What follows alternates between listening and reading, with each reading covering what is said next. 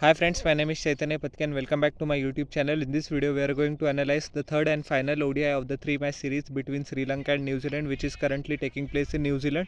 The match took place at the Eden Park in Hamilton, and once again, the result went as expected. The second ODI couldn't take place due to persistent rain. Not even a single delivery was ball.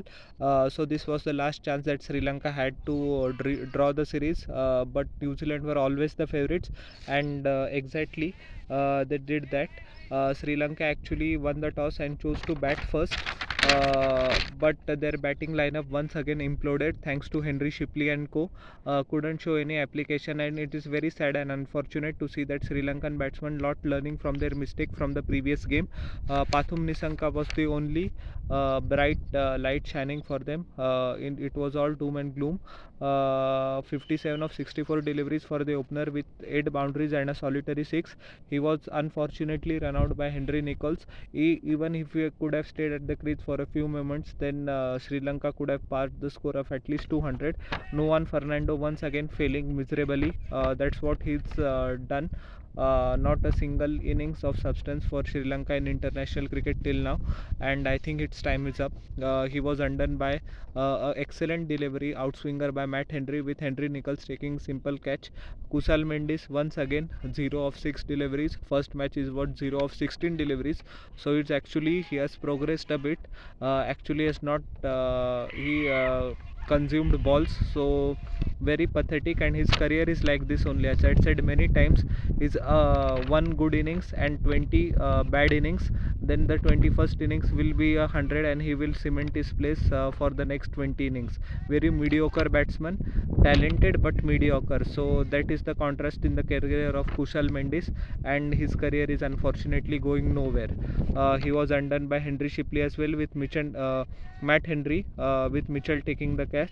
Angelo Matthews once again couldn't stand up in this game as well. Senior pro, he could have actually shown some resistance, but no. 0 of 8 deliveries. Henry Shipley took his wicket, with Mitchell once again taking a comfortable catch. Charit Asalanka is flattering to deceive, is one of the better prospects in Sri Lankan cricket, but once again the journey from potential to performance is very long, and Lankan batsmen are stuttering in that. 9 of 21 deliveries with 2 boundaries. His wicket was taken by Daryl Mitchell, with Henry Shipley taking the catch. It's a field day for Henry Shipley, the last one, and this as well. Dhananjaya De Silva scored 13 of 21 deliveries. Once again a pathetic shot that he got out to. No need for that shot at that juncture. Mitchell took his catch. Mitchell took his wicket, with Henry taking a simple catch. Dasun Chanaka tried to show some appetite for a fight, but he also couldn't kick on. 31 of 36 deliveries, couple of boundaries and 2 used sixes as well, so he will be frustrated. Henry Shipley took his wicket once again. Matt Henry taking the catch. Karunaratne 24 of 42 deliveries. Matt Henry taking his wicket behind the stumps, simple catch on an outswinger outside edge. But Tom Latham, Hasaranga, duck. Lot is expected from him with a bat, at least in such situations, but he also unfortunately couldn't do anything and perished pretty quickly. Mitchell took his wicket, with once again catch for Latham, and Shipley put Kasun Rajitha out of his misery. 9 of 32 deliveries with a clean bolt. 12 extras were given because that's only propelled Lanka's score up to 150. 157 for 10 all out in 41.3 overs. Henry 10 overs, 2 maidens, 14 runs, 3 wickets. Impeccable line and length, excellent. And he bowled back of length, sometimes fuller as well. Adjusted the length accordingly and got his rewards. Henry Shipley in 8 overs gave away 32 runs, 2 maidens and 3 wickets. He was rightfully adjudged the man of the match and man of the series as well for his magnificent performance. Blair Tickner in 8 overs gave away 35 runs. Unfortunate not to get a wicket, but bowled in good channel. 2 maidens he bowled as well. Daryl Mitchell 7 overs, 1 maiden, 32 runs, 3 wickets. He varied his pace very nicely and wiped out the Sri Lankan middle order. And Sodhi was 8 overs, 40 runs, no wicket. He did a holding job with an easy target of 159. Chad Bowes once again managed to fail. I don't know where his talent comes from and how many chances the management is going to give him. I think they should fit in Tim Seifert in the ODI scene as well now. Enough chances to Chad Bowes. He is not showing any potential. Lahiru Kumara took his wicket. Kushal Mendis taking a simple catch behind the wicket. That was his actually only contribution in this series. Tom Blundell 4 of 3, one excellent cover drive but unfortunate to kick on. Once again Kumara took his wicket. Daryl Mitchell 6 of 8 deliveries. So Lahiru Kumara was an absolute fire, but he batsman actually, if they gave him 200 to 250, then he could have made a match out of it. But 10 on 10 to Lahiru Kumara, bowled pretty well, bowled up to his potential, and this is the Lahiru Kumara that the Lankan fans want to see. Will Young came in at number 3, smashed one of the best innings of his career, 86 of 113 balls, 11 boundaries. He was not out, and I'm sorry, I mentioned that Henry Shipley was man of the match. No, Henry Shipley was adjudged the man of the series.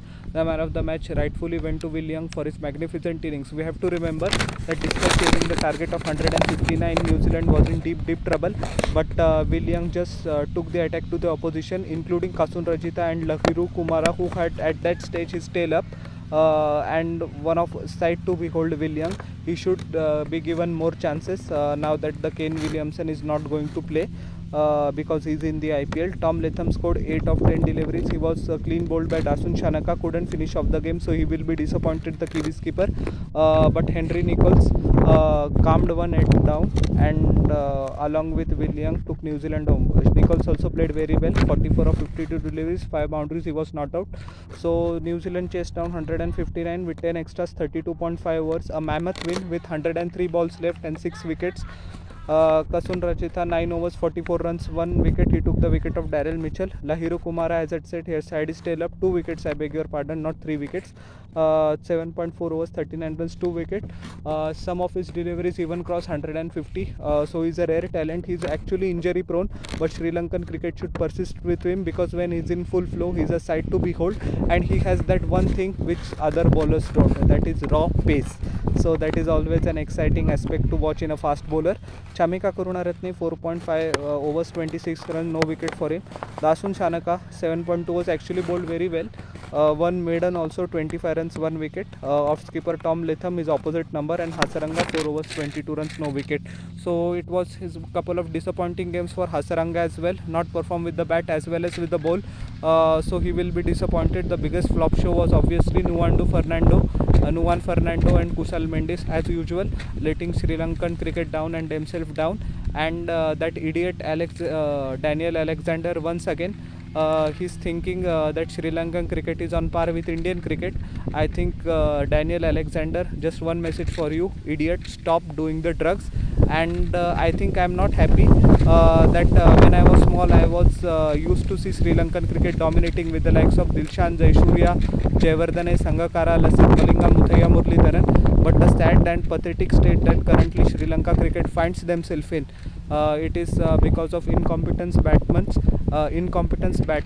and batsmen, I beg your pardon for that slip of tongue, and the various issues, the technical issues that their batsmen facing, which they have not been able to find a solution for the past 8 years. So sad for Sri Lankan cricket, but I do think, unfortunately, that they will improve. On the other hand, excellent win by New Zealand, covered all their aspects well, batting, bowling and fielding, and they are one of the teams to look out for at the 2023 World Cup, which is going to take place in India at the later stage of 2023. So how did you like my analysis of this series?